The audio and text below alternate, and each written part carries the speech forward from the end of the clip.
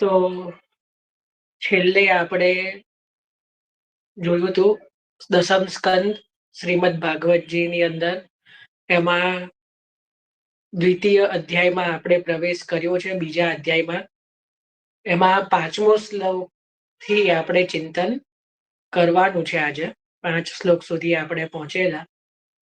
તો એમાં આપણે છેલ્લે જોયેલું કે દેવકીજીના ગર્ભમાં 7મા ગર્ભ તરીકે ભગવાનના જ અંશ સ્વરૂપ એવા શેષજી, જેને અનંત પણ કહેવામાં આવે છે, અને જે ભગવાનનું ધામ છે, એવા જે શેષજી છે એ આનંદ સ્વરૂપ એ દેવકીજીના ગર્ભમાં આવ્યા.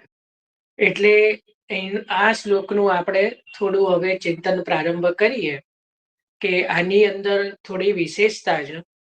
એક તો સુખદેવજી સીધું સીધું એવું પણ કહી શકત કે દેવકીજીના 7મા ગર્ભ તરીકે શેષજી પધાર્યા, પણ શેષજીની આગળ 2 વિશેષણ લગાડ્યા સુખદેવજીએ. એક તો એવું કીધું કે જે ભગવાનના અંશ રૂપ છે, એક તો ભગવાનના જે અંશ રૂપ છે, અને બીજું કીધું કે જે ભગવાનના ધામ રૂપ છે. બરાબર, 2 વસ્તુ કીધી શેષજી માટે. એક તો કીધું કે જે ભગવાનના અંશરૂપ છે, અને બીજા છે કે જે ભગવાનના ધામ રૂપ છે. તો એવું જે કીધું છે એના ઉપર થોડો વિચાર કરીએ. એક તો જે અંશરૂપ કીધા એ જે છે સંકર્ષણ વ્યૂહ, આપણે આ જે અધ્યાય છે એની અંદર શ્રી મહાપ્રભુજી પણ એ જ કહી રહ્યા છે કે જે આ અધ્યાયમાં જે લીલા છે એ સંકર્ષણ વ્યૂહની લીલા છે. બરાબર, અંશ અથવા સંકર્ષણ વ્યૂહનું જે પ્રાગટ્ય છે એ આ અધ્યાયનો મુખ્ય લીલા છે. તો એનું પ્રમાણ અહીંયા સુખદેવજી બતાવી રહ્યા છે, કારણ કે અહીંયા ભગવાનના અંશ રૂપ એટલે જે સંકર્ષણ વ્યૂહ રૂપ છે એનું વર્ણન આવ્યું, અને બીજું ભગવાનના ધામ રૂપ. ભગવાનના ધામ રૂપ એટલે અહીંયા જે શેષજી છે એ અક્ષર બ્રહ્મ છે. શું કીધું? અક્ષર બ્રહ્મ છે. બરાબર, હવે અક્ષર બ્રહ્મ એટલે ભગવાનનું ધામ. આજે હું વૈષ્ણવોને એક પ્રશ્ન કરું, આપણે ત્યાં ઠાકોરજીની જે સેવા છે એમાં દરેક વસ્તુની ભાવનાજી હોય છે. દરેક વસ્તુના જારીજી ભરીએ, બંટાજી ધરીએ, કોઈ શૃંગાર કરીએ, કોઈ સામગ્રી ધરીએ, તો દરેક વસ્તુની કોઈને કોઈ ભાવનાજી હોય છે. તો કોઈને એ વસ્તુનો ખબર છે કે આપણે ત્યાં અક્ષર બ્રહ્મની ભાવના ઠાકોરજીના આપણા માથે જે ઠાકોરજી બિરાજતા હોય, તો એ ઠાકોરજીની અક્ષર બ્રહ્મની ભાવના, જેનો માઇક અનમ્યુટ હોય એ મ્યુટ કરી દો ગોપાલભાઈ. અક્ષર બ્રહ્મની ભાવના શેમાં કરવામાં આવે છે? બરાબર, પ્રશ્ન એ છે કે આપણે ત્યાં જે છે અક્ષર બ્રહ્મની ભાવના શેમાં થાય છે. એને તમે કોઈની જોડે જવાબ હું માગું એ પહેલા હું એક વસ્તુ ક્લિયર કરું. આમાં પણ એક જ જવાબ નહીં આવે, ઘણા બધા જવાબ આવશે. એટલે જેને પણ હેન્ડ રેઝ કર્યા છે બધાએ જવાબ આપવાના છે, કારણ કે એકથી વધારે જગ્યાએ આપણે ત્યાં અક્ષર બ્રહ્મની ભાવના છે. જો બધાના જવાબો હું 1 બાય 1 સાંભળીશ. તો સૌથી પહેલા છે ગોપાલભાઈ, તમારો જવાબ છે. સિંહાસન, ઠાકોરજી ચોકીજી. ઓકે. દેવ? ઠાકોરજીનું જે નિજ મંદિર છે અને આપણું હૃદય. આપણું હૃદય અક્ષર બ્રહ્મ છે. બરાબર. દીપાલીબેન? જે મંદિર હોય અથવા તો કોઈ આખો જો રૂમ હોય ઠાકોરજીની સેવાનો, તો એમાં અંદર પ્રવેશ કરતા પહેલા એ અક્ષરધામ સ્વરૂપ છે, એટલે પ્રવેશ કરતા પહેલા એને દંડવત કરાય છે. બહુ સરસ રીતે જાણો. યોગેશભાઈ?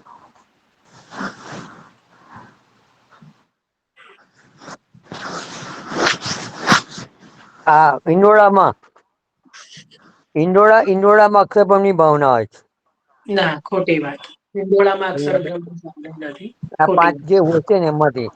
ના, ખોટી વાત. હિંડોળામાં અક્ષર બ્રહ્મ નથી. બીજા બધા પ્રશ્નોનો જવાબ સાચો છે. ઈલાબેન માઇક મ્યુટ કરી દો. જો કદાચ તમારે જવાબ આપવો હોય તો આપો, નહીંતર માઇક મ્યુટ કરો.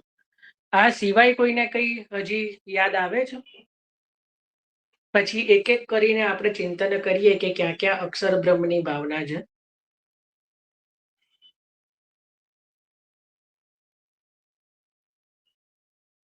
હા, દેવ. હા, જે પ્રમાણે પેલું કીધું ને કે નમન કરીને અંદર પ્રવેશ કરવાનો હતો, એમાં પહેલા આપણે ચિંતન થયું હતું ને કે ગુસાઈજીનો પણ એક શ્લોક છે, અક્ષી કુરુ વાળો પેલો. હા, એ બોલીને એ ધામમાં પ્રવેશ કરાય. એ સુંદર, એ તો છે. આટલા જે જવાબ આયા એ સિવાય કોઈને કઈ?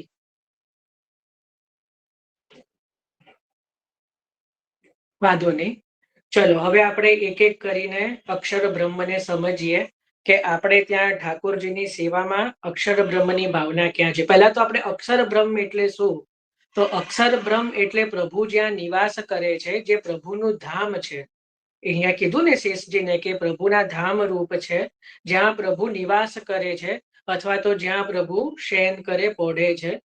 તો એ રીતે હવે આપણે એને કહેવાય અક્ષર બ્રહ્મ. બરાબર? તો અક્ષર બ્રહ્મ એ પ્રભુનું નિવાસ સ્થાનને અક્ષર બ્રહ્મ કહેવાય છે. તો સૌથી પહેલા આપણે ઠાકોરજીની સેવામાં હવે એક વસ્તુ જે દીપાલીબેન સૌથી સુંદર કીધી કે ઠાકોરજીનો જ્યાં રૂમ અલગ હોય તો. બરાબર? હવે આ જુઓ, આપણી સામાન્યતઃ એક એવી વિચારસરણી છે કે ઠાકોરજીનો રૂમ અલગ હોય તો જ એ ઠાકોરજીનો રૂમ. હવે આપણે તો જયારે બ્રહ્મ સંબંધ મંત્ર બોલીએ છે, એમાં તો આખું ને આખું દેહ ગારા દાર પુત્ર આપ્ત વિત્ત ઇહ અપરાણી આ લોક અને પરલોક આત્મા સહિત સમર્પણ કરું છું. આપણે તો આખું ને આખું સમર્પણ કરીએ છે, પણ જો ઠાકોરજીનો રૂમ ન હોય અલગ, તો આપણે તો આપણા ઘરને પણ અક્ષર બ્રહ્મ માનવા તૈયાર નથી. આપણે શું કહીએ છે? ઠાકોરજીનો રૂમ અલગ હોય તો એ અક્ષર બ્રહ્મ. પણ આપણા ઠાકોરજી આપણા ઘરમાં બિરાજે છે, એ આપણને અક્ષર બ્રહ્મ લાગતું નથી. આ સામાન્ય સહજ બધા માટે. જો કોઈ અમને તો એટલું કીધું કે ઠાકોરજીનો રૂમ અલગ હોય તો દંડવત કરીને આપણે જઈએ, બહુ સરસ વાત છે. તો પણ જો આપણા માથે આપણા ઠાકોરજી બિરાજે છે, તો આપણા ઘરમાં આપણા ઠાકોરજી બિરાજે છે કે નહીં? તો આપણા ઘરની અંદર ઠાકોરજી બિરાજતા હોય તો દરેક વૈષ્ણવનું સૌથી પહેલું ઘર જ અક્ષર બ્રહ્મ છે. આવું મહાપ્રભુજી કહે છે, હું નથી કહેતો. વાંચી લેજો મહાપ્રભુજીની ભાવના. આપણામાં એ ભાવ નથી, એ આપણી અલગ વસ્તુ છે, એ આપણી કચાશ છે કે આપણે બ્રહ્મ સંબંધ મંત્રને સમજ્યા નથી, કે હજી આપણને બ્રહ્મ સંબંધ મંત્રમાં એટલી દ્રઢતા નથી. એટલે જ્યાં ઠાકોરજીનો રૂમ અલગ હોય તો એ તો સારી વસ્તુ છે, હોય એ તો અક્ષર બ્રહ્મ છે જ છે.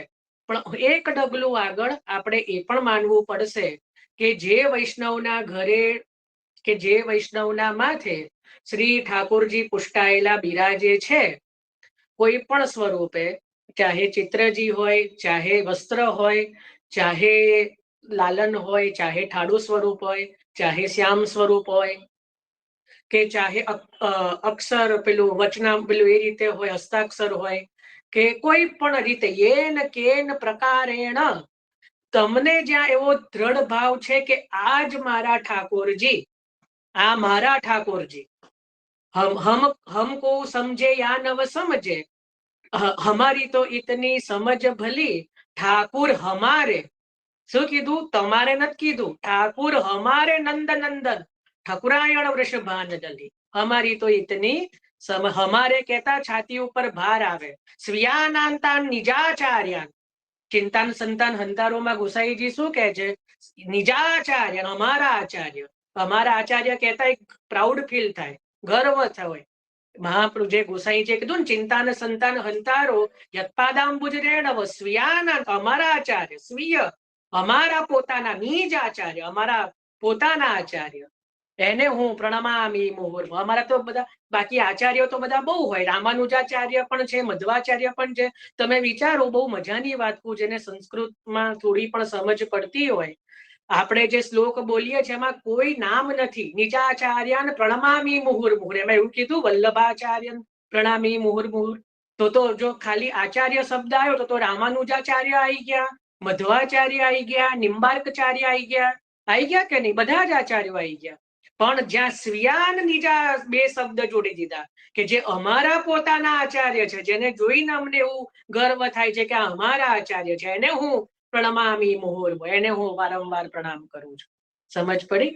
તો આ એક પ્રકારનું આપણું ઘર ઠાકુર અમારા ઠાકુર છે. તો એ અમારા ઠાકુરનો ક્યારે ભાવ આવે? કે જ્યારે જેને આપણે પોતાના સમજતા હોઈએ.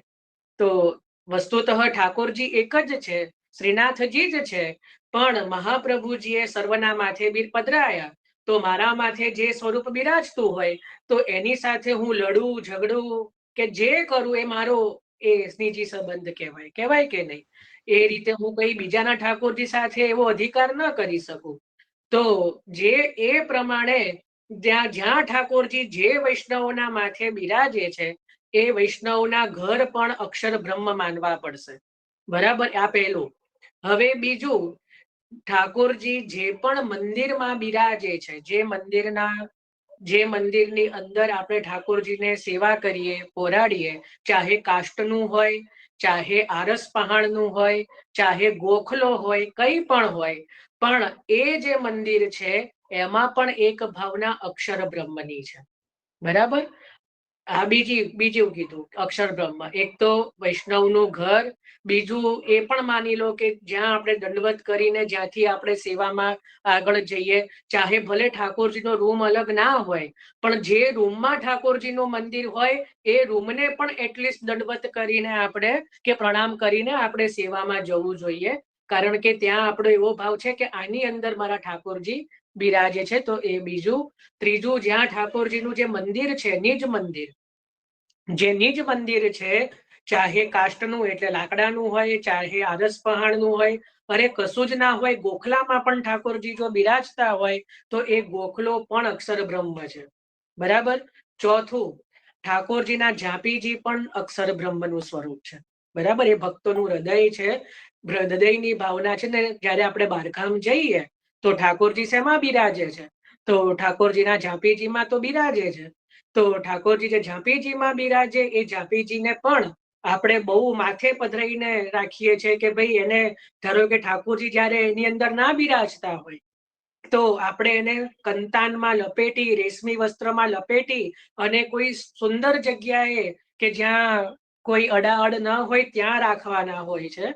આપણે એટલા જ માટે જે ઝાંપીજી હોય, પહેલા તો કંતાન ના જ આવતા, હવે તો જાત જાતના લાકડા આદિના બધા થયા, એમાં ખોટું નથી, પણ પ્રાચીન ક્રમ જે છે એ કંતાનનો વિશેષ રૂપે, પહેલાના જે વૈષ્ણવો હતા એ કંતાનનો થોડું વિશેષ આગ્રહી, એટલે કંતાનના મુખ્ય રાખતા. તો કંતાનના હોય, ચાહે લાકડાના પણ હોય, કે જે પણ ઝાંપીજી હોય, વસ્ત્રના હોય કે કંઈ પણ જ્યાં ઠાકોરજી પોઢે છે, એટલે જ્યાં ઠાકોરજીને આપણે પોરાડીએ તો ઝાંપીજીની અંદર, તો એ પણ એક અક્ષર બ્રહ્મ થયા. બરાબર? ગણતા રહેજો, હવે મને ગણતરી નથી રહી કેટલા થયા. આના સિવાય જેમ એક વૈષ્ણવે કીધું કે ઠાકોરજીનું જે સિંહાસન છે, એ સિંહાસનની અંદર પણ વાત સાચી છે, અક્ષર બ્રહ્મની એક ભાવના કરવામાં આવે છે. આમ તો મુખ્ય ભાવના જશોદાજીના ગોદની છે, પણ છતાં પણ જે ગોકુલનાથજીએ જે ભાવનાજી બતાવી છે એની અંદર જે સિંહાસન જે છે પ્રભુનું, એમાં અક્ષર બ્રહ્મની ભાવના પણ બતાવી છે, એટલે એને પણ આપણે માનવી પડશે. એના પછી છે શાલિગ્રામજી, જે કોઈને યાદ ના આયા. જે શાલિગ્રામજી છે એની અંદર પણ એ પણ અક્ષર બ્રહ્મનું સ્વરૂપ જ આપણે ત્યાં મનાય છે.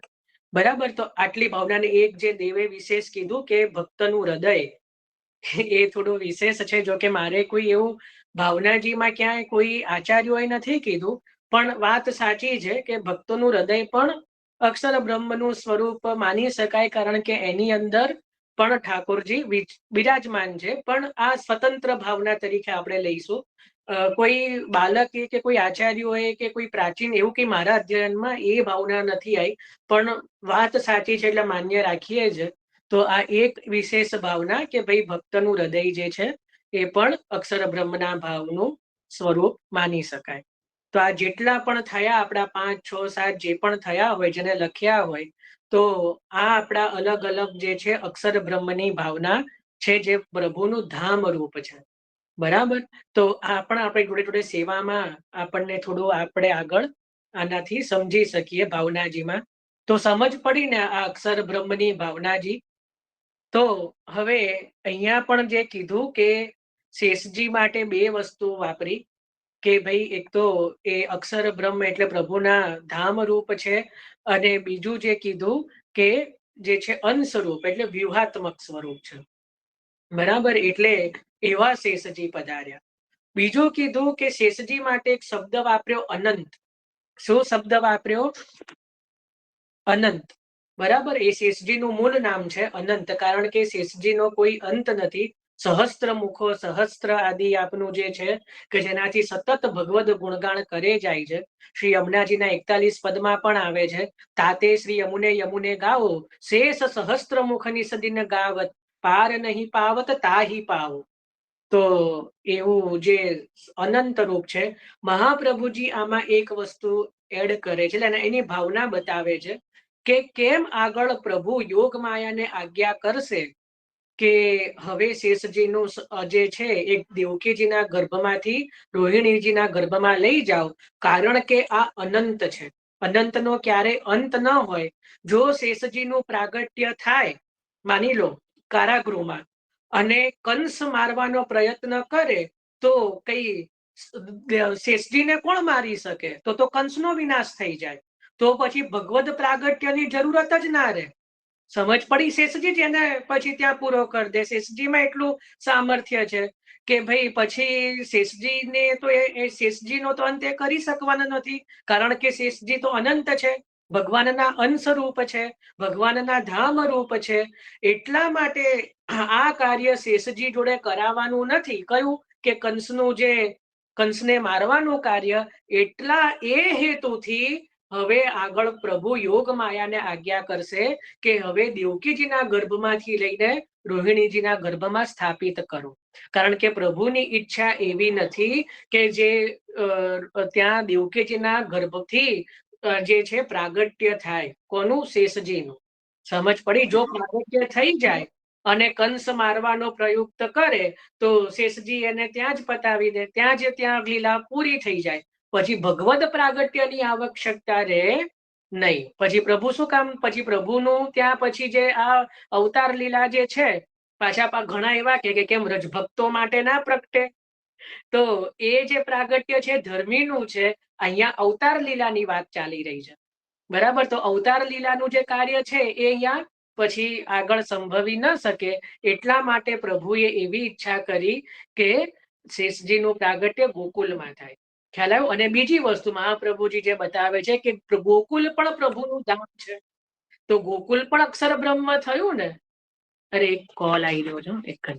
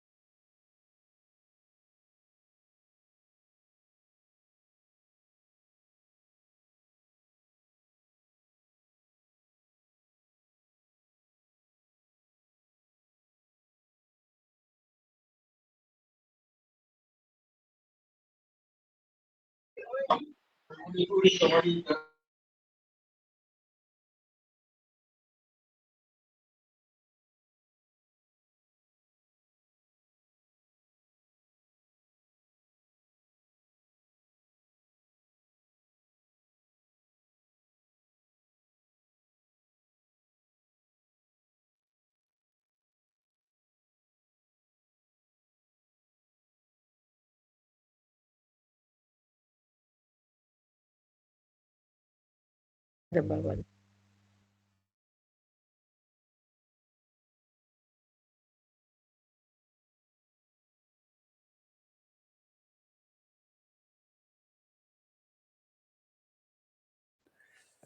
જયભાઈ ગ્રુપમાં મેસેજ કર્યો છે 10 મિનિટ થશે તો બધા લોકો ભગવત ચર્ચા કરો એવો.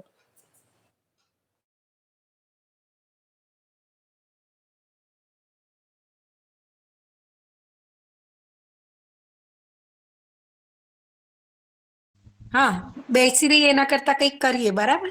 હા ચોક્કસ. હા. બીજો અધ્યાય ભગવાનનો ગર્ભ પ્રવેશ અને હા દેવતાઓ દ્વારા ગર્ભ સ્તુતિ.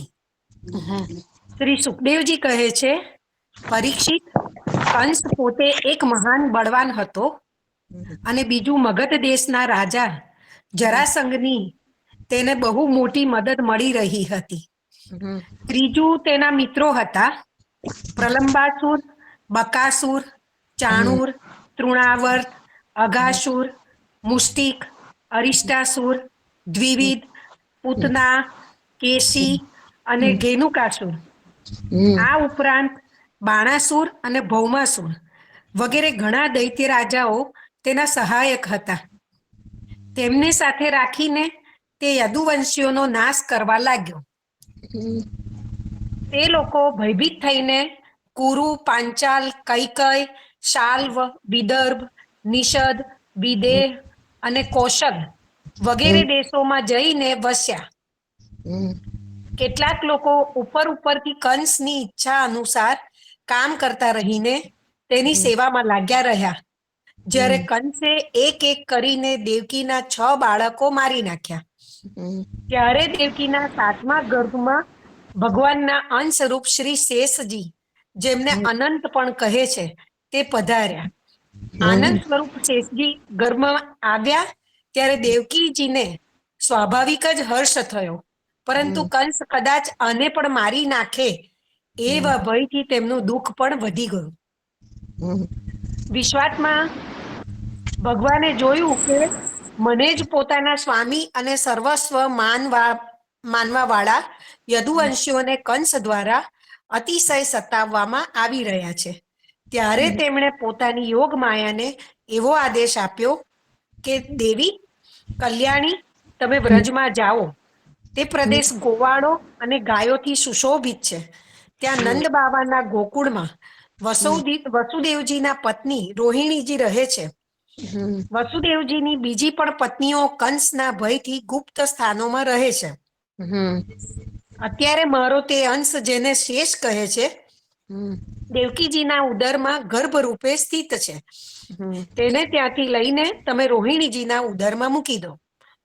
કલ્યાણી, હવે હું મારા સમસ્ત જ્ઞાન, બળ વગેરે અંશો સાથે દેવકીજીનો પુત્ર થઈશ અને તમે નંદજીના પત્ની યશોદાજીના ગર્ભથી ઉત્પન્ન થશો.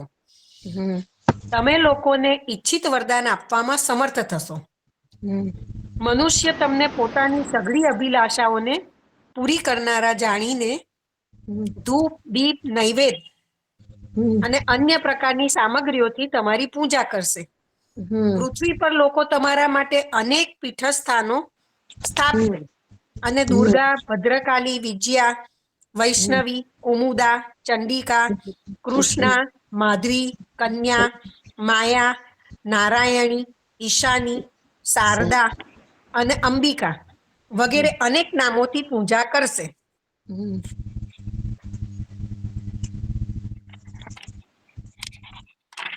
માયા એટલા રૂપ દેવકી લેવાના સીધા. દેવકીજીના ગર્ભનું સંકર્ષણ કરવાથી શેષજીને લોકો સંકર્ષણ કહે છે. વળી લોકોને રમણ કરાવનારા હોવાથી તેમને રામ પણ કહે છે અને અતિશય બળ હોવાને કારણે તેઓ બલભદ્ર પણ કહેવાશે. જ્યારે ભગવાને આ પ્રમાણે આદેશ આપ્યો ત્યારે યોગ માયાએ જેવી આજ્ઞા એમ કહીને ભગવાનની વાત માથે ચડાવી અને તેમની પરિક્રમા કરીને તેઓ પૃથ્વીલોકમાં આવ્યા તથા ભગવાને જેવું કહ્યું હતું તેવું જ કર્યું.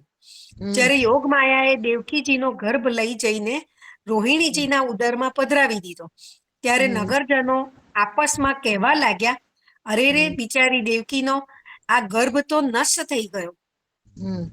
ભગવાન ભક્તોને અભય કરનારા છે. તેઓ સર્વત્ર સર્વ રૂપમાં છે. તેમને ક્યાંય આવવું જવું પડતું નથી. તેથી તેઓ વસુદેવજીના મનમાં પોતાની સઘળી કલાઓ સાથે પ્રગટ થઈ ગયા. ભગવાનના તેજને ધારણ કરવાને લીધે વસુદેવજી સૂર્ય જેવા તેજસ્વી થઈ ગયા. તે સમયે તેમની પાસે કોઈ પ્રાણી જઈ શકતું નહીં અને તેમનો પરાભવ કરવો અત્યંત અશક્ય હતો. ત્યાર પછી દિશા જેમ ચંદ્રને ધારણ કરે તેમ શ્રી વસુદેવજીએ સારી રીતે હૃદયમાં પધરાવેલા અચ્યુત, અખંડિત, અંશ અને સર્વના આત્મારૂપ કે જે જગતનું મંગળ કરનાર છે તેમને દેવકી દેવીએ ધારણ કર્યા. ભગવાન સંપૂર્ણ જગતના નિવાસ સ્થાન છે. દેવકીજી તેમનું પણ નિવાસ સ્થાન બની ગયા. પરંતુ ભગવાન સંપૂર્ણ જગતના નિવાસ સ્થાન છે. દેવકીજી તેમનું પણ નિવાસ સ્થાન બની ગયા. એટલે આ નિવાસ સ્થાન થયું એટલે આપણને જે જયભાઈએ સમજાયું કે આ અક્ષર બ્રહ્મ, તો આ એ બી બની શકે ને? બરાબર છે ને? હા, ઉશાંતિ જયભાઈએ જેમ કીધું કે અક્ષર બ્રહ્મ ભક્તનું હૃદય પણ થઈ શકે. હા, એ તો બરાબર છે.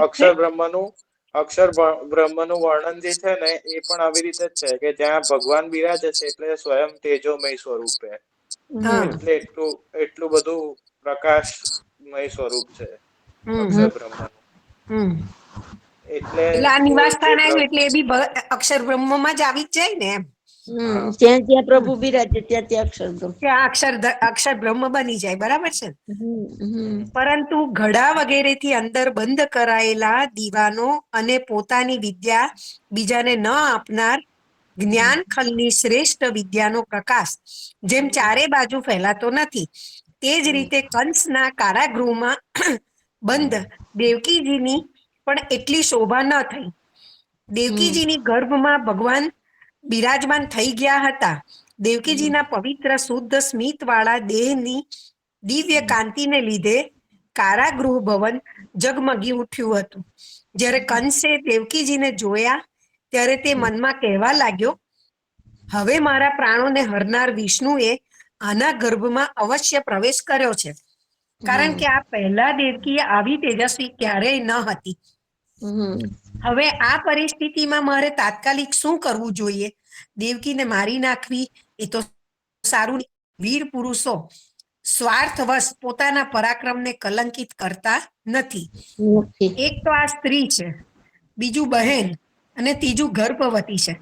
આને મારવાથી તો મારી કીર્તિ, લક્ષ્મી અને આયુષ્ય તત્કાળ નષ્ટ થઈ જશે. તે મનુષ્ય તો જીવતો હોવા છતાં પણ મરેલો જ છે, જે અત્યંત ક્રૂરતાનો વ્યવહાર કરે છે. તેના મૃત્યુ પછી લોકો તેની નિંદા કરે છે. એટલું જ નહીં, તે દેહાભિમાની અવશ્ય ઘોર નરકમાં જાય છે. જો કે કંસ દેવકીને મારી શકતો હતો, પરંતુ પોતે જ અત્યંત ક્રૂરતાના વિચારથી નિવૃત્ત થઈ ગયો. હવે તે ભગવાન સાથે દ્રઢ ભેરભાવથી ગાંઠ વાળીને તેમના જન્મની પ્રતીક્ષા કરવા લાગ્યો. તે ઉઠતા બેસતા, ખાતા પીતા, સૂતા જાગતા અને હાલતા ચાલતા હંમેશા શ્રી કૃષ્ણનું જ ચિંતન કર્યા કરતો હતો. જ્યાં તેની નજર જતી ત્યાં ક્યાંક અવાજ થતો, ત્યાં તેને શ્રી કૃષ્ણ દેખાવા લાગતા. આ પ્રમાણે તેને સંપૂર્ણ જગત શ્રી કૃષ્ણમય દેખાવા લાગ્યું. પરીક્ષિત, ભગવાન શંકર અને બ્રહ્માજી કંસના કારાગૃહમાં આવ્યા. તેમની સાથે પોતાના અનુચરો સાથે સઘળા દેવતાઓ અને નારદ વગેરે ઋષિઓ પણ હતા. તે લોકો અત્યંત મધુર વચનોથી સર્વની અભિલાષા પૂરી કરનારા શ્રી હરિના આ પ્રમાણે સ્તુતિ કરવા લાગ્યા. પ્રભુ કહે છે, આપ કશું કહ્યું? હા, વચ્ચે પેલું આવ્યું કે દેવકીજી જે છે તેજોમય સ્વરૂપ બન્યા અને જે આપણે વસુદેવજી પણ તેજોમય સ્વરૂપ બન્યા. તો ત્યાં આગળ ત્યાં સઘળો પ્રકાશ હોવા છતાંય કોઈને ના દેખાયું. તો એનો અર્થ એવો બની શકે કે માયા નું આચ્છાદન થયું હશે.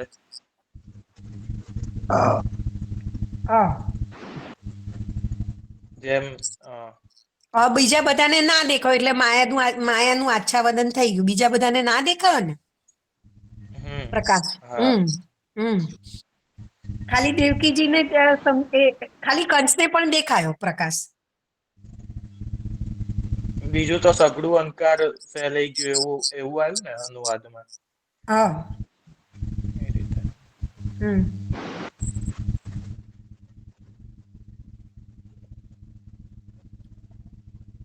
પ્રભુ કહે છે આપ સત્ય સંકલ્પ છો, સત્ય જ આપની પ્રાપ્તિનું શ્રેષ્ઠ સાધન છે. સૃષ્ટિના પૂર્વે, પ્રલય પછી અને સંસારની સ્થિતિ સમયે આ ત્રણેય અસત્ય અવસ્થાઓમાં પણ આપ સત્ય છો. પૃથ્વી, જળ, તેજ, વાયુ અને આકાશ, આ 5 દ્રશ્યમાન સત્યોના આપ જ કારણ છો અને તેમનામાં અંતર્યામી રૂપે રહેલા પણ છો. આપ આ દ્રશ્યમાન જગતના પરમાર્થ સ્વરૂપ છો. આપ જ મધુર વાણી અને સમદર્શન પ્રવર્તક છો. ભગવાન, આપ તો બસ સત્ય સ્વરૂપ જ છો. અમે બધા આપને શરણે આવ્યા છીએ. વલ્લભાધીશ કી જય. જય શ્રી કૃષ્ણ. જય શ્રી કૃષ્ણ. કીધું આ? જય શ્રી કૃષ્ણ. બહુ સુંદર સમજાયું, બહુ સુંદર કર્યો સત્સંગ. જય શ્રી કૃષ્ણ. જય શ્રી કૃષ્ણ.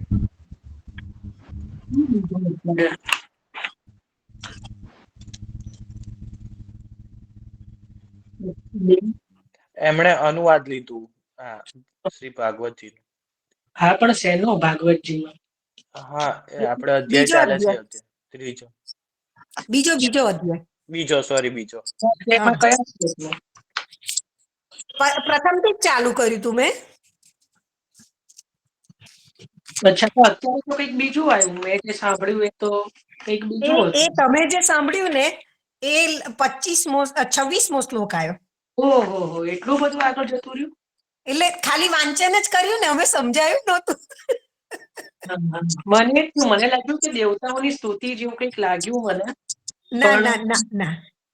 અચ્છા. હા. અચ્છા, આપ સત્ય છો પૃથ્વી. હજી તો એ બધે પહોંચતા બહુ વાર છે. પહેલા તો આપણે અક્ષરધામને સમજીએ છીએ. શ્રી વલ્લભાધીશ કી જય. તો અક્ષરધામનું આપણે ચિંતન કર્યું. તો આટલી તો આપણને સમજ પડી, બરાબર.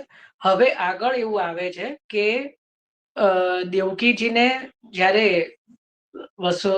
શેષજી જે છે ગર્ભમાં આવ્યા ત્યારે, બોલો દેવ. એમાં જે વચ્ચે હમણાં ચિંતન થયું ને, એમાં પાછું એવું પણ આવ્યું કે એનું અત્યારે ના રાખો. જો મહેરબાની કરો, જે આપણે લઈ રહ્યા છીએ એને લિંક ના તોડો. એમાં અત્યારે આપણે જે શ્લોક 5મો લઈએ છે એનું આપણે કઈ એમાં છે. આગળનું ના પૂછો, આગળનું આપણે જોઈશું. કેવલ અનુવાદ વાંચીને કે એનું સાંભળીને પ્રશ્ન ન કરો. જેનો અનુવાદ થઈ જાય એનો પ્રશ્ન કરો, કે જેના સુબોધનીજી જોવાઈ જાય. આગળ આવ્યું એને જવા દો અત્યારે, કારણ કે કેવલ અનુવાદ વાંચીને આપણે અર્થ નહીં સમજી શકીએ. તો લિંક નહીં તોડો, મતલબ આપણે જ્યાં છીએ ત્યાં રહો અત્યારે.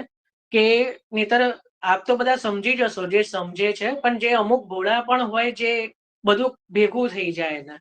એટલે જેને ખરેખર હજી અભ્યાસ નથી, જે પ્રથમ વખત જ સાંભળી રહ્યા છે, તો એને મારા મુખ્ય શ્રોતા એ છે કે જે વાંચી ચૂક્યા છે, કે જેને ખબર છે, એ મારા મુખ્ય શ્રોતા નથી. હું સ્પષ્ટ કહું છું, કારણ કે ઓલરેડી એ સ્વતઃ કરી ચૂક્યા છે. પણ જેને મારો મુખ્ય ધ્યેય એ છે કે જેને પ્રથમ વાર જ જે કરી રહ્યા છે ને, જેને સુબોધનીજી શું છે એનો ભાવ નથી ખબર એનો. તો આપણે અક્ષર બ્રહ્મના છીએ, કે અક્ષર બ્રહ્મ જે છે એ શેષજી જ્યારે દેવકીજીના ગર્ભમાં આવ્યા ત્યારે દેવકીજીને અહીંયા હવે બહુ સુંદર એક શબ્દ કહી રહ્યા છે કે સ્વાભાવિક રીતે હર્ષ થયો અને દુઃખ થયું. એક જ સમયે હર્ષ થયો અને દુઃખ થયું. આ વસ્તુ પણ નોટ ડાઉન કરો. આના ઉપર શ્રી મહાપ્રભુજી પણ એક વિશેષ વસ્તુ બતાવી રહ્યા છે. જ્યારે જ્યારે શેષજી દેવકીજીના ગર્ભમાં આવ્યા ત્યારે સુખદેવજી એવું કહી રહ્યા છે કે સ્વાભાવિક રીતે દેવકીજીને હર્ષ થયો અને આપને એ જ સમયે દુઃખ પણ થયું. હવે આનો મહાપ્રભુજી ભાવ એવો બતાવે છે કે હર્ષ તો એટલા માટે થયો કારણ કે જ્યારે ગર્ભમાં જ્યારે ખબર પડે કે પોતે ગર્ભવતી છે તો હર્ષ થવો સ્વાભાવિક છે. કોઈ પણ સ્ત્રીને માતૃત્વનું જ્યારે પ્રાપ્તિ થાય ત્યારે એને હર્ષ થવો સ્વાભાવિક છે. તો હર્ષ થવો એ સ્વાભાવિક લક્ષણ બતાવ્યું કારણ કે એમને ખબર પડી કે માને ગર્ભ રહ્યો છે ત્યારે દેવકીજીને જે હર્ષ થયો એ સ્વાભાવિક લક્ષણ છે એ મહાપ્રભુજી કહી રહ્યા છે. અને શોક થયો એ જ સાથે શોક થયો કારણ કે ભય લાગ્યો. ત્યારે ભય લાગ્યો કે જેમ મારા 6 પુત્રોને કંસે માર્યા એ જ રીતે આ પુત્રને પણ કંસ મારી દેશે જ્યારે એનો જન્મ થશે એ વિચારથી શોક થયો. સમજ પડી? એટલે હર્ષ અને શોક બંને એક સાથે થયા એવું અહીંયા શ્રી મહાપ્રભુજી કહી રહ્યા છે કે દેવકીજીને સ્વાભાવિક રીતે હર્ષ થયો અને જ્યારે કંસ મારશે એનાથી એમને જે છે એ ભયથી દુઃખ પણ થયું. તો હર્ષ અને શોક બંનેને વધારનારા થયા. કોણ? તો શેષજી. સમજ પડી ને? હર્ષ અને શોક બંનેને જે વધારનારા થયા. કોણ? તો શેષજી જે છે એ દેવકીજીને હર્ષ અને શોક બંને એક સમયે કરનારા થયા. સમજ પડી ને? આટલું આપણે 5મા શ્લોકમાં ઘણું બધું ચિંતન આવ્યું. એક તો જે આવ્યું કે જે શેષજીનું સ્વરૂપ આવ્યું, એક તો સંકર્ષણ વ્યૂહ રૂપ છે, બરાબર, એ આવ્યું. બીજું પ્રભુના ધામ રૂપ એટલે અક્ષરધામ રૂપ છે એ આવ્યું, બરાબર. એના પછી આપણે ત્રીજું જોયું કે જે શેષજીનું નામ છે અનંત નામ છે, જે મૂળ નામ છે એ અનંત છે, બરાબર. આ 3 વસ્તુ જોઈ. એના પછી આવ્યું કે દેવકીજીને સ્વાભાવિક રીતે હર્ષ થયો અને શોક થયો, બરાબર. તો આ આપણે 5મા શ્લોકનું ચિંતન કર્યું. હવે આજે સમય તો બહુ થયો છે. જો કે મારી તો ઈચ્છા હતી કે પ્રભુ જે યોગ માયાને આજ્ઞા કરે છે એ લેવ્યું તો મારો તો સંકલ્પ, પણ જો મને વાંધો નથી, પણ જો વૈષ્ણવોને મોડું થતું હોય તો હું તો 11 વાગ્યા સુધી બી કરવા તૈયાર છું, કે 11:15 બી વાગે, મને ચિંતા નથી. પણ વૈષ્ણવ જેમ કેમ વાંધો નથી. વાંધો નથી.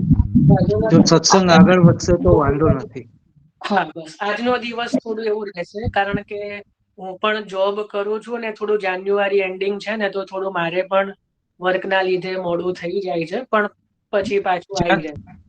જ્યાં સુધી આપને અનુકૂળ હોય ત્યાં સુધી. મને તો આખી રાત અનુકૂળ છે ભાઈ. મને તો ભગવત નામ લેવામાં મને જરાય ઊંઘ નહીં આવે.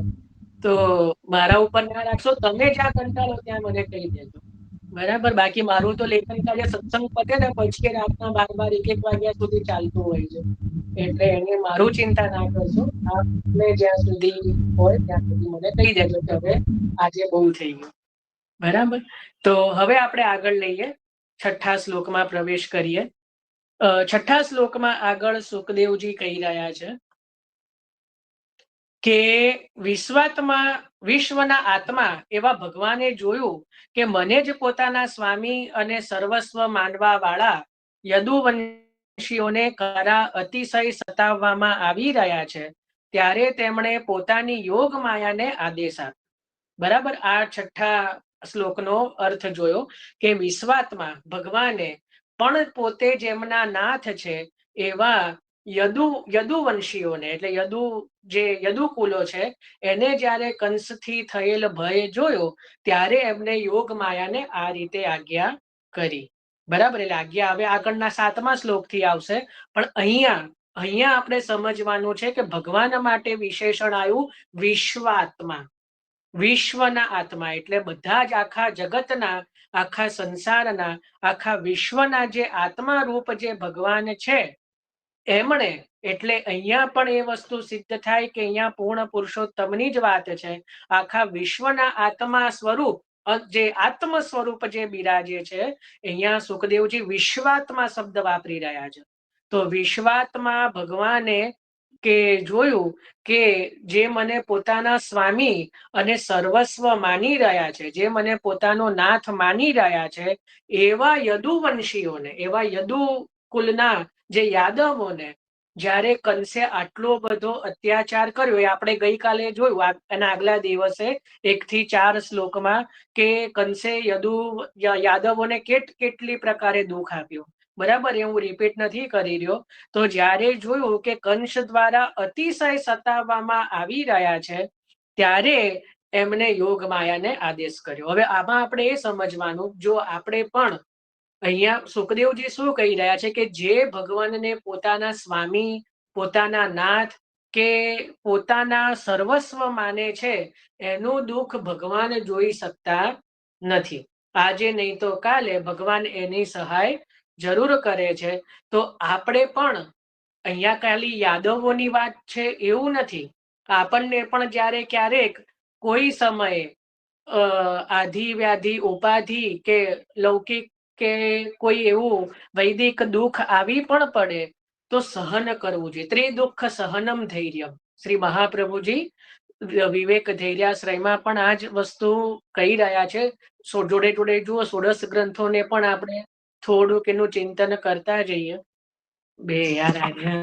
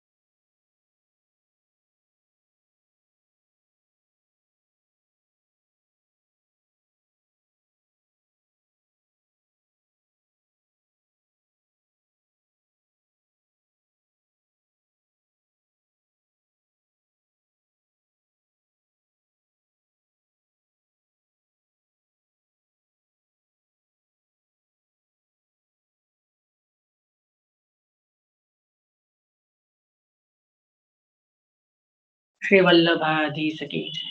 આ બધા અત્યારે જો આ લૌકિક આધિ વ્યાધિ ઉપાધિની વાતો કરીએ છે ને, એટલે જ આ બધું વચ્ચે આવે છે. એટલે જ મારે વધારે જલ્દી ભગવત પ્રાગટ્ય કરાવી દેવું છે કે જલ્દીથી પ્રભુનું પ્રાગટ્ય થાય તો આ બધા જે સાંસારિક બધા દુઃખો છે ને દૂર થાય. કારણ કે મને તો એવો અનુભવ છે, જે કથા લઈએ ને મારી જોડે તો હંમેશા એવા જ પ્રભુ નૈનના પ્રગટ લીલા દેખાવે. એવો તમારો દ્રઢ અનુભવ છે. એટલે હું અમુક જે વસ્તુ દુઃખરૂપી હોય ને એને ફટાફટ લઈ લઉં. પહેલાના ભગવતીઓનું સામર્થ્ય હતું સહન કરવાનું, મારું તો નથી ભાઈ એટલું. એટલે ફટાફટ આગળ પ્રભુ આનંદમાં સુખમાં બિરાજતા હોય ને એવું જ લાવવાનું ક્યાંક ને ક્યાંક. કઈ નહીં, પ્રભુની આપણી લીલાઓ છે. અહીંયા યોગ માયાને આજ્ઞા કરાવી જ દઈએ એટલે છે ને આપણે બી કંસની લીલા પૂરી થાય. હા, સમજી ગયા. બધી સંસાર રૂપી કંસની લીલાઓ પૂરી થાય. ચલો, તો જ્યારે જેને પ્રભુ જે પ્રભુને પોતાના નાથ સર્વસ્વ અને જે માને છે, સ્વામી માને છે, એટલે પ્રભુ મારી પરીક્ષા લઈ રહ્યા છે કે આ મને માને છે કે નહીં. તો એવા જ્યારે એને બહુ દુઃખ થાય તો પછી એ પ્રભુથી પણ એ દુઃખ સહન ન થયું અને પછી યોગ માયાને આપે આદેશ કર્યો.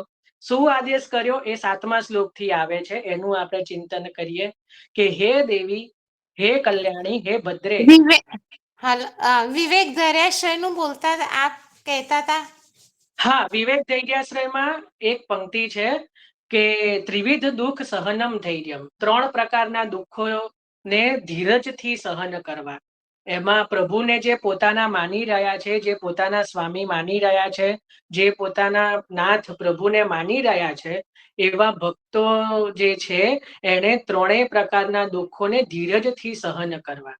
ત્રિદુઃખ સહનમ ધૈર્યમ મહાપ્રભુજીની આજ્ઞા છે કે 3 પ્રકારના એટલે આધિ વ્યાધિ ઉપાધિ. કોઈ પણ પ્રકારે દુઃખ આવે તો પ્રભુને ફરિયાદ કરવા ન જવું, એ ધીરજથી સહન કરવા. પ્રભુ અત્યંત દયાળુ છે, કૃપાળુ છે. એ પોતાના ભક્તોના દુઃખોને વધારે સમય સુધી સહન કરવા દેતા નથી. બરાબર, આવું શ્રી મહાપ્રભુજી આજ્ઞા કરી રહ્યા છે વિવેક ધૈર્યાશ્રયમાં. એમ હતું. એટલે અહીંયા પણ એ જ વસ્તુ આવી કે કે જે યદુવંશીઓ પર જે અત્યાચાર થઈ રહ્યો છે પ્રભુએ દુઃખ વધારે હવે જોઈ શક્યા નથી, એટલે હવે યોગ માયાને આજ્ઞા કરી કે હે દેવી, હે કલ્યાણી, હે ભદ્રે, તમે વ્રજમાં જાઓ.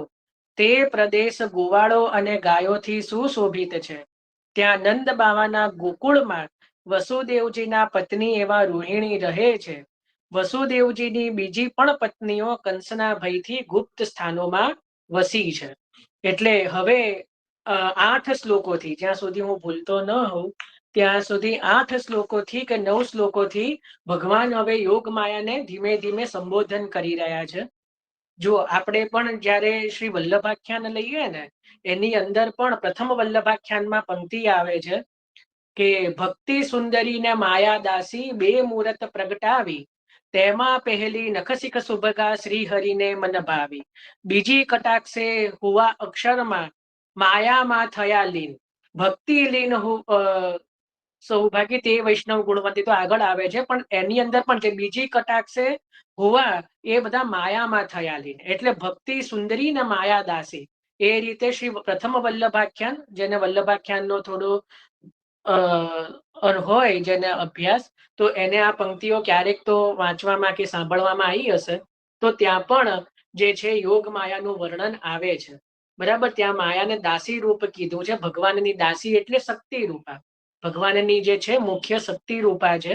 તો અહીંયા પણ ભગવાને યોગ માયાને જે કેમ આજ્ઞા કરી, એવું કદાચ કોઈને પ્રશ્ન થાય તો એનું અહીંયા હું કહી રહ્યો છું કે યોગ માયા જે છે ભગવાનની શક્તિ રૂપા છે અને દાસીનું કાર્ય દાસી કરે. જો આપણે પણ ઘરમાં કઈ કામ કરાવવું હોય, બરાબર, તો એક બાજુ કામ કરનાર બેન હોય અને બીજી બાજુ આપણી છોકરી હોય કે આપણી પુત્રી હોય, તો કચરા પોતું કરવું હોય તો આપણે કોને કહીશું? જે કામ કરવા આવતું હોય એને જ કહીશું. બરાબર ને રેખાબેન? કંટાળો નથી આવી રહ્યો ને? તો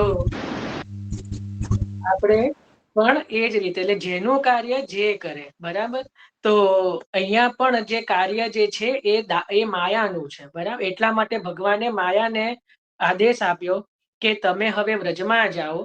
તે પ્રદેશ ગોવાળો અને ગાયોથી સુશોભિત છે અને ત્યાં જે છે નંદ બાવા એ જે છે એ ગોકુળમાં, અને ત્યાં રોહિણીજી રહે છે. પહેલા રોહિણીજીનો પરિચય ભગવાન આપી રહ્યા છે.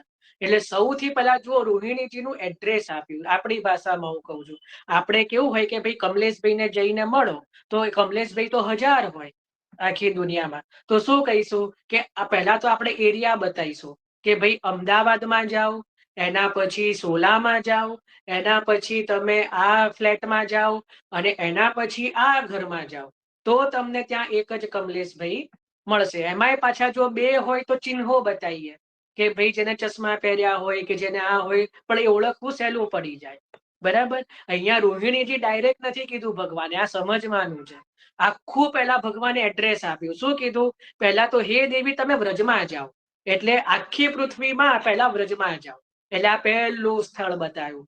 એના પછી વ્રજમાં જાઓ. હવે વ્રજ પણ ઘણા હોય, 1 થી વધારે વ્રજ કદાચ હોય, તો વ્રજની ઓળખ આપી. જુઓ ભગવાને કે એ પ્રદેશ એવો છે કે જ્યાં તમને ગાયો અને ગોવાળોથી સુશોભિત જોવા મળશે. તમને નિરંતર જ્યાં છે ગાયો અને ગોવાળો જોવા મળશે. બરાબર, એટલે થોડા તમે એમાં આગળ જાઓ, એની અંદર તમે ગોકુળમાં જાઓ. વ્રજ પણ 84 કોષ છે. આપણે પરિક્રમા કરીએ તો 84 કોષ છે કે નહીં વ્રજ?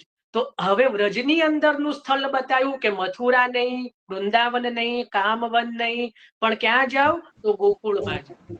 હવે ગોકુળ એ બહુ વિશેષ છે, બૃહદવન છે. પહેલા તો ગોકુળનું મૂળ નામ શું છે ખબર છે? બૃહદવન. વૃંદાવન અને બૃહદવન. બૃહદવન એટલે ગોકુળ.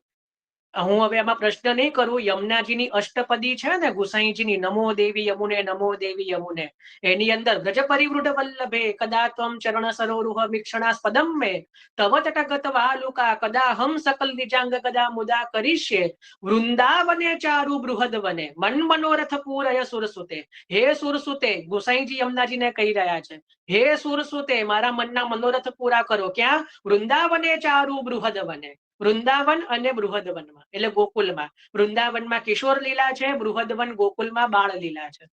આનો અત્યારે ભાવ નથી ખોલતો, પણ ત્યાં પણ ગુસાઈજીએ યમનાષ્ટક પદીની અંદર વૃંદાવને ચારુ બૃહદવને એવું કહ્યું છે. બૃહદવન એટલે ગોકુળ, કારણ કે ગોકુળનું મૂળ નામ બૃહદવન છે. બરાબર. એટલે અહીંયા હવે આખું ગોકુળ છે, એ ગોકુળની અંદર હવે ક્યાં જવાનું? ગોકુળ પણ બહુ મોટું છે. ગોકુળ સુધી પહોંચી ગયા તો ગોકુળમાં ક્યાં જવાનું? તો ત્યાં કીધું કે ત્યાં નંદ બાવાનું ઘર છે. શું કીધું? હવે એડ્રેસ આપો, મૂળ ઘરનો નંબર આપી દીધો કે એ બ્લોકની અંદર 5મો નંબર, એટલે ત્યાં નંદ બાવા મળી જશે. બરાબર. નંદ ભવન છે, એટલે નંદ બાવાના ઘરમાં પણ કોને મળવાનું? તો હવે નામ આપ્યું કે ત્યાં રોહિણીજી છે. ખબર પડી? આ 7મા શ્લોકનો આખો ભાવ સરળતાથી મેં સમજાયું. તો એ રીતે અહીંયા કે હવે ત્યાં રોહિણીજી છે. હવે રોહિણીજી વસુદેવજીના પત્ની છે. એ વસુદેવજીના, હવે એમની ઓળખાણ આપી કે રોહિણીજી કોણ છે? તો વસુદેવજીના પત્ની છે. વસુદેવજીના તો બીજા પણ ઘણા પત્ની છે કે જે ગુપ્ત સ્થાનોમાં કે ક્યાંક ગુફાઓમાં કે ક્યાંક ભયથી, કંસના ભયથી છુપાઈને રહે છે. પણ આ જે રોહિણીજી છે એ નંદરાયજીના ઘરે રહે છે, એટલે એ રોહિણીજીને મળવાનું છે. હવે યોગ માયાને થાય કે એમને મળીને શું કરવાનું? તો એના માટે હવે પ્રભુ આગળ 8મા શ્લોકમાં આજ્ઞા કરે છે કે અત્યારે મારો અંશ, જેને શેષ કહેવાય છે, અત્યારે જે મારો અંશ, જે શેષ નામનું જે ધામ છે, એ દેવકીજીના ઉદરમાં ગર્ભ રૂપે સ્થિત છે, તેને લઈને તમે રોહિણીજીના ઉદરમાં મૂકો. આ જે મારું શેષ નામનું ધામ દેવકીજીના જઠરમાં છે, ગર્ભમાં છે, તેને ખેંચીને રોહિણીના ઉદરમાં સારી રીતે મૂક. જો અહીંયા મહાપ્રભુજી સારી રીતે મૂક, એટલે સારી રીતે એટલે કે કોઈ પણ પ્રકારનો શ્રમ ન થાય શેષજીને, એ રીતે રોહિણીજીના જઠરમાંથી ગર્ભને ખેંચીને તું રોહિણીના ઉદરમાં તું મૂક.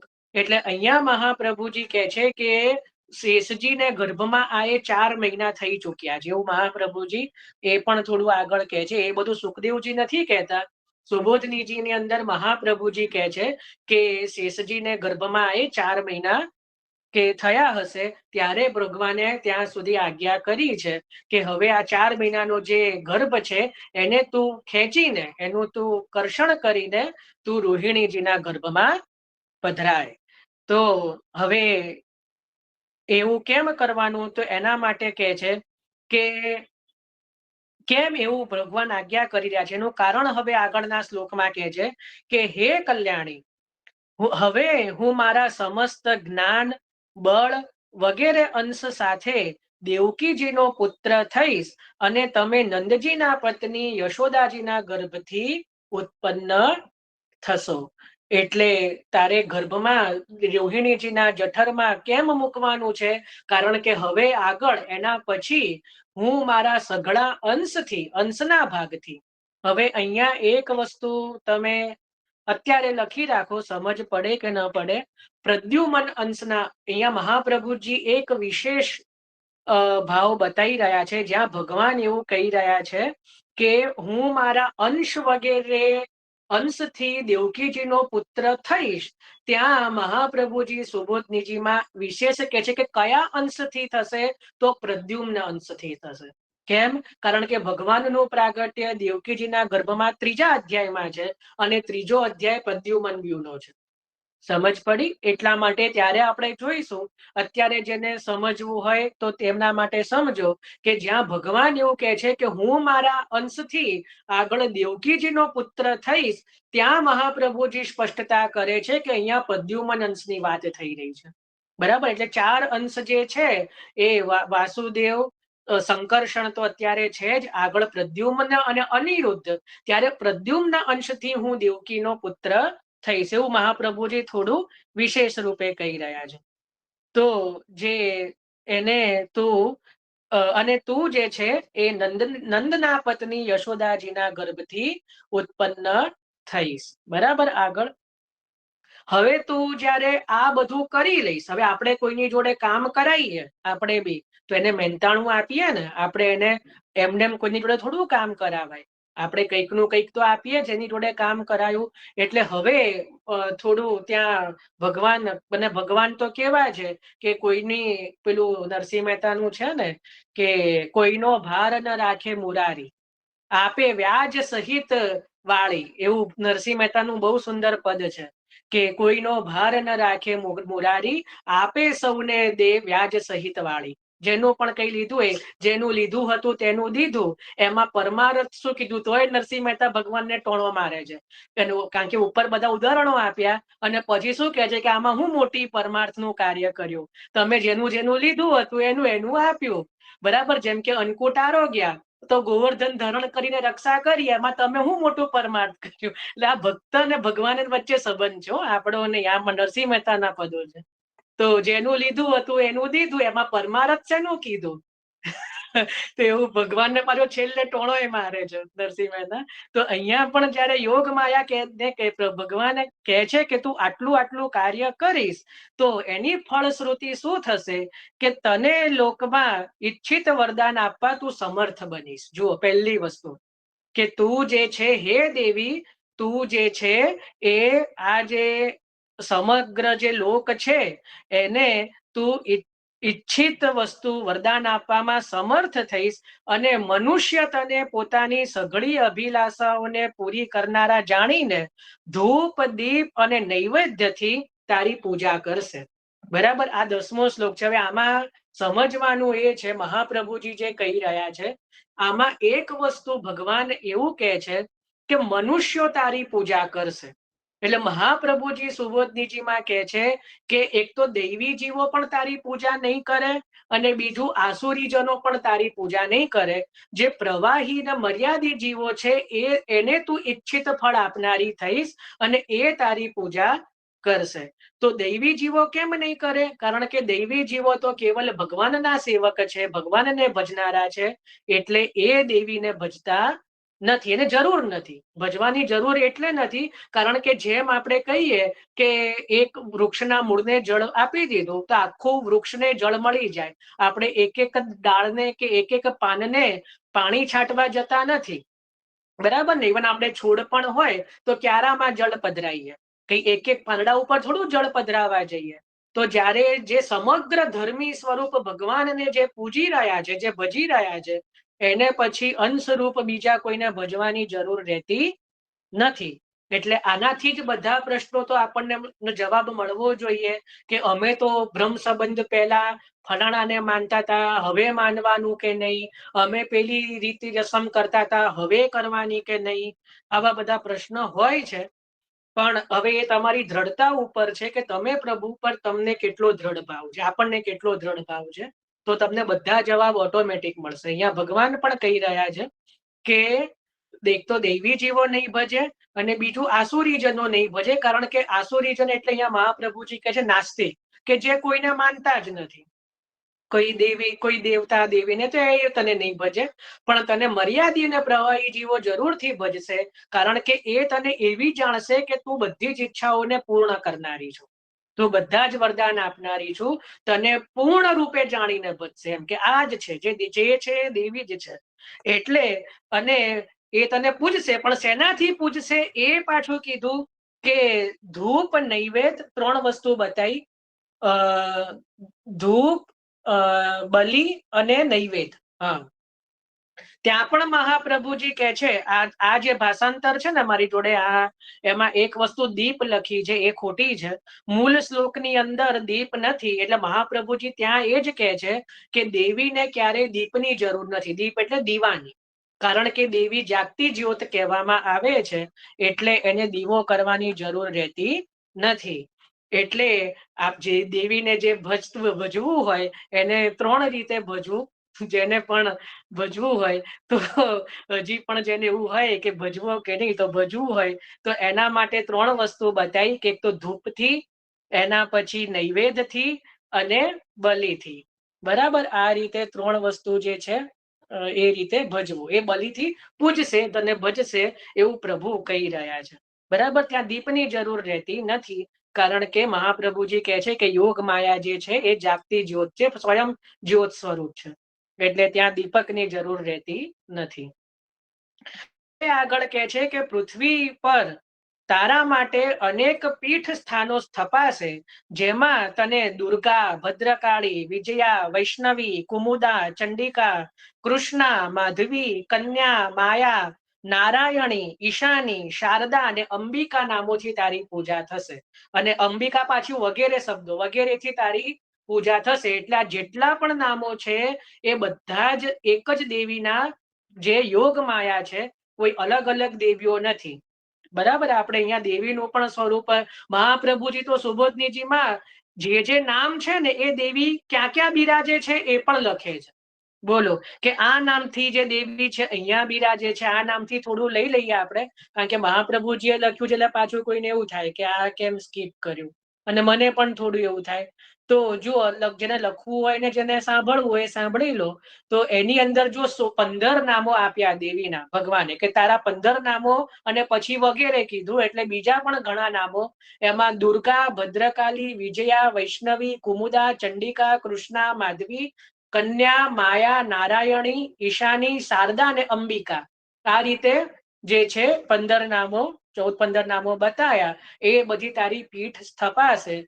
એમાં મહાપ્રભુજી કહી રહ્યા છે કે જે ભદ્રકાલી છે, જે દુર્ગા છે એ કાશીમાં બિરાજે છે, ભદ્રકાલી ઉજ્જૈનમાં પ્રસિદ્ધ છે, વિજયા જે છે ઓરિસ્સામાં પ્રસિદ્ધ છે, વૈષ્ણવી એટલે મહાલક્ષ્મી એ કોલ્હાપુરમાં પ્રસિદ્ધ છે, ચંડિકા જે છે એ આસામમાં પ્રસિદ્ધ છે, માયા અને શારદા ઉત્તર પ્રદેશમાં પ્રસિદ્ધ છે, અંબિકા અંબિકાવનમાં છે, કન્યકા એટલે કન્યાકુમારીમાં પ્રસિદ્ધ છે, અને બીજા પણ પ્રસિદ્ધ સ્થાનો વગેરેથી જાણી લેવા. આવું મહાપ્રભુજી સુબોધનીજીનું આ રીતે કહી રહ્યા છે. તો જેટલા પણ નામ સુખદેવજીએ દેવીના કીધા, મહાપ્રભુજીએ એના પણ સ્થાન બતાવ્યા સુબોધનીજીમાં. બરાબર, કે આ જગ્યાએ આ નામથી દેવી અત્યારે પ્રસિદ્ધ છે. બરાબર, સુબોધનીજીમાં છે એટલે આપણે એનું પણ લીધું. હવે કીધું કે તું આટલા નામોથી આટલા પીઠથી તારી સ્થાપના થશે, તારી પૂજા થશે, અને એના તું જે આ કાર્ય કરીશ એટલે દેવકીજીના ગર્ભનું સંકર્ષણ કરવાથી શેષજીને લોકો સંકર્ષણ કહેશે, વળી જે લોકોને રમણ કરનાર હોવાથી તેમને રામ પણ કહેશે, અને અતિશય બળ હોવાને કારણે બલરામ કહેશે. અહીંયા પ્રભુએ અત્યારથી જ શેષજીના 3 નામો કયા, કે જે તું ગર્ભનું જે કરીશ, કર્ષણ કરીશ, એટલે એ શેષજી ભૂતલ ઉપર જે છે મુખ્યતઃ સંકર્ષણ વ્યૂહ હોવાથી સંકર્ષણ નામથી પ્રસિદ્ધ થશે. બીજું, અતિ સુંદર સ્વરૂપ હોવાથી રામ કહેવાશે, લોકોને રમાડનારા હોવાથી, અને અતિશય બલવાન હોવાથી એ બલભદ્ર કે બલરામ રૂપે પણ પ્રસિદ્ધ થશે.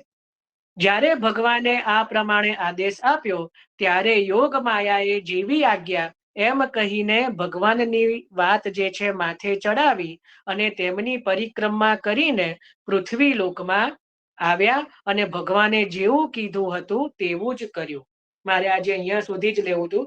તો જો અહીંયા પણ એ જ વસ્તુ કીધી કે હવે જ્યારે આટલી આજ્ઞા ભગવાને યોગ માયાને કરી, એટલે યોગ માયાએ 2 હાથ જોડી મસ્તક નમાવીને જેવી આજ્ઞા અથવા તો ભલે એટલું કહીને ત્યાં નમસ્કાર કર્યા, પ્રભુની પરિક્રમા કરી અને ભૂતલ ઉપર આવીને ભગવાનની આજ્ઞા પ્રમાણે કર્યું.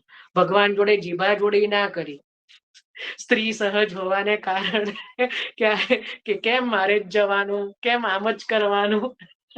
બરાબર, એટલે અહીંયા કે મહાપ્રભુજી નથી કહેતા, પણ એક સહજ વસ્તુ છે કે આમાંથી એ પણ શીખવા મળે કે જ્યારે ગુરુ કે ભગવદીય કે વિદ્વાન કઈ બી કહે તો માથું નમાવીને જેવી આજ્ઞા કહીને ભલે કહીને કરવું, અને પાછું એ જે કે એ કરવું. આપણે ભલે તો કહીએ, પછી આપણે આપણા મનનું કરીએ કે એ તો કીધા કરે. કોઈ બાળક આપણને આજ્ઞા કરે ને તો આપણે ત્યાં તો હા વાંધો નહીં એમ જ કરીશું, અને પછી ઘરે આવીને એ તો કીધા કરે, આપણે તો જેમ કરતા હોઈએ ને એમ જ કરવાનું. બરાબર, એવું આપણો સહજ એવો હોય. પણ અહીંયા યોગ માયા બહુ સારા જ, એટલે જેવું ભલે કહીને કીધું, પ્રભુની પ્રદક્ષિણા કરી અને પ્રભુએ જેવી આજ્ઞા કરી એ જ પ્રમાણે જઈને દેવકીજીનો ગર્ભ છે એનું કર્ષણ કરીને રોહિણીજીના ગર્ભમાં પધરાવ્યો અને પ્રભુની આજ્ઞા પ્રમાણે કાર્ય કર્યું. બરાબર, તો અહીંયા સુધી આપણે રાખીએ છે. કાલે આપણે 15મા શ્લોકથી પ્રવેશ કરીશું. આજે આપણે 5મા શ્લોકથી લઈને 14મા શ્લોક સુધીનું ચિંતન કર્યું. કાલે આપણે 15મા શ્લોકમાં પ્રવેશ કરીશું. થોડું આજે લાંબુ થયું એના માટે ક્ષમા પણ માંગી લઉં છું અને થોડું આજનું એ થઈ ગયું. પણ આમાં હજી કોઈને કઈ પ્રશ્ન હોય કઈ પણ હોય તો પૂછી પણ શકો છો. અને જો કદાચ કઈ મોડું થાય એવું લાગતું હોય તો મને વોટ્સઅપમાં બી મોકલશો તો કાલે લઈશું. અત્યારે જો કોઈને હોય તો વાંધો નહીં, નહીંતર આજે આપણે અહીંયા વિરામ લઈએ શ્રીમદ ભાગવતજીમાં 15મા શ્લોક સુધી. હવે આપણે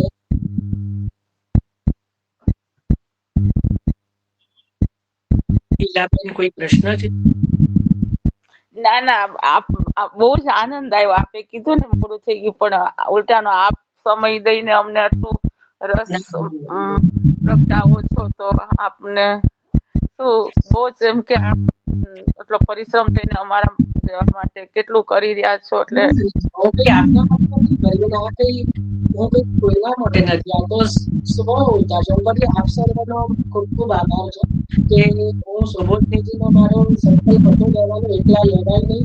એટલે મેં ખાલી પૂછ્યું ને આટલા બધા જોડાયા. હું આ મારા એવું નથી. અને આ તો આપણા સર્વ ને, આમાં તો મારું તમારું હવે તો આવવું જ ના જોઈએ. હવે તો આપણે સર્વ હા બરોબર છે, પણ આજે આટલું મળવું અઘરું છે અત્યારના સમયમાં. એટલે તમારી અમારી પર કૃપા થઈ કે આ બોલું કે ને કે લૌકિક તો એમ કે ભાઈ ઓલું જેકપોટ લાગ્યા જેવું છે કે આટલો સુંદર બને છે. અત્યારે માનવામાં નથી આવતું કે મહાપ્રભુજીની કૃપાથી મને અત્યારે હું આ સાંભળી રહી છું. આટલા વર્ષો થઈ ગયા, 65 વર્ષના થઈ ગયા, ત્યારે આ મળી રહ્યું છે. એટલે મને બહુ જ આનંદ થાય છે.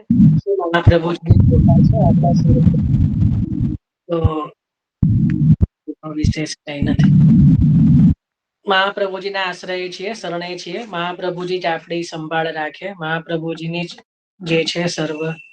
આપણે તો બધા નિમિત્ત.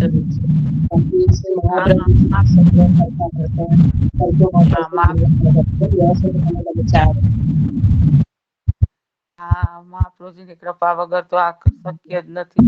સાચી વાત છે આપની. ચલો હવે આપણે